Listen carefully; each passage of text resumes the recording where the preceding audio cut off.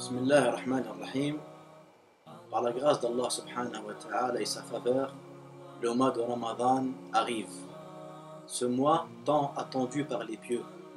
Ce mois tant attendu pour ceux qui veulent se repentir, ceux qui veulent se réformer, ceux qui veulent se laver de la souillure, des péchés, des erreurs. Ce mois qui était attendu par les pieux. Ce mois dont le croyant est censé accueillir avec joie, avec gaieté. Parce que c'est un mois qui est essentiel pour la bonne santé spirituelle. C'est un moment où le cœur se nourrit, car le cœur a besoin de se nourrir, comme le corps a besoin de nourriture. Et alhamdulillah, depuis maintenant quelques années, notre mosquée propose des activités pour booster notre foi et également pour se rendre utile. Donc comme chaque année, nous allons assurer, bi'idhnillahi ta'ala, des conférences quotidiennes au sein de la mosquée.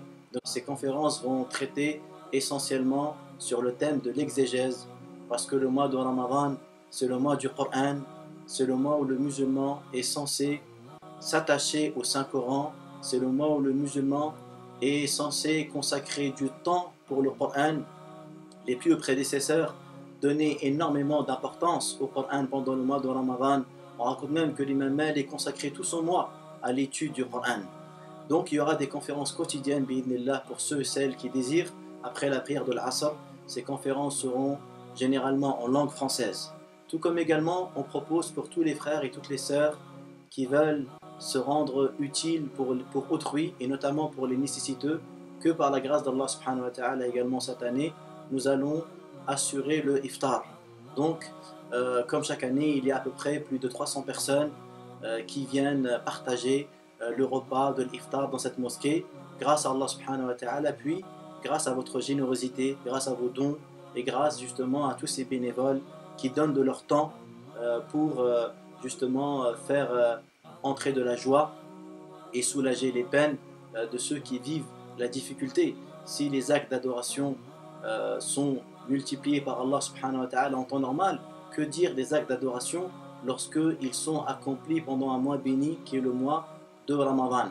Donc les frères et les sœurs qui veulent participer à ce iftar et qui veulent nous aider à justement organiser les repas et à servir les jeûneurs, ils peuvent s'inscrire dès à présent via la page Facebook et Inch'Allah ils seront contactés au plus vite. Tout comme également les frères et les sœurs qui souhaitent participer financièrement pour financer justement ces repas qui sont servis quotidiennement.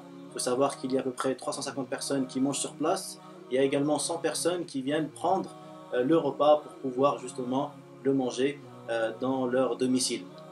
Qu'Allah subhanahu wa ta'ala vous récompense, et une occasion pour booster votre foi et une occasion pour vous rendre utile. Alhamdulillah, c'est une grâce et un don qu'Allah subhanahu wa ta'ala nous permet dans cette ville d'avoir une grande mosquée et de pouvoir accomplir des bonnes œuvres.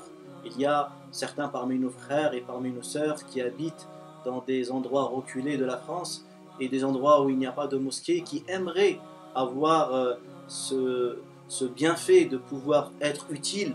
Ils aimeraient avoir la possibilité de tendre la main à ceux qui sont dans le besoin. Alhamdulillah, nous avons cette possibilité.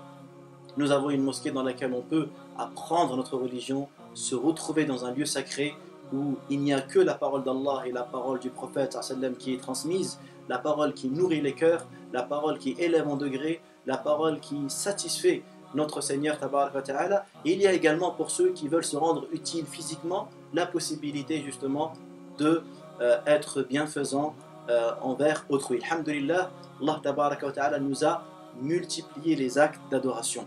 Donc chacun peut trouver justement l'action vers laquelle son esprit est apaisé et vers laquelle il se sent plus à l'aise pour qu'il excelle. Alhamdulillah, les portes du paradis sont nombreuses et chacun, bi'idhnillah subhanahu wa ta'ala, peut se faire un chemin. Qu'Allah tabaraka wa ta'ala nous accorde la réussite et qu'il accepte nos efforts, qu'il accepte toutes les œuvres pieuses que nous faisons et qu'il fasse qu'elles sont sincères. Et Inch'Allah, à une prochaine bi'idhnillah.